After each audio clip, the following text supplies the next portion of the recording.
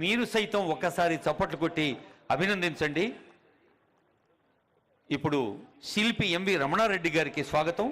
వారు ఎంఏ ఫినార్ట్స్లో gold medalist, Indian council of cultural research పక్షాన భారత ప్రభుత్వం తరఫున యుఎస్ఏ, జపాన్, ఆస్ట్రేలియా, ఆస్ట్రియా లాంటి అనేక దేశాల్లో మనదైన భారతీయ శిల్పకళను వారు ప్రాచుర్యంలోకి తీసుకొచ్చేందుకు ఎంతో కృషి చేశారు.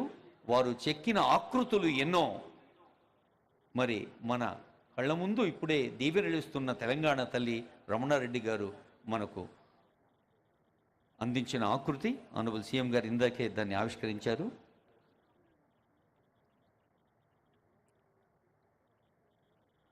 ఆత్మీయ సన్మానం అందుకున్న అందశ్రీ గారికి, గంగాధర్ గారికి, రమణారెడ్డి గారికి శుభాకాంక్షలతో గౌరవనీయులైన రాష్ట్ర ప్రధాన కార్యదర్శి శ్రీమతి శాంతికుమార్ ఐఏఎస్ గారి స్వాగత వచనాలు.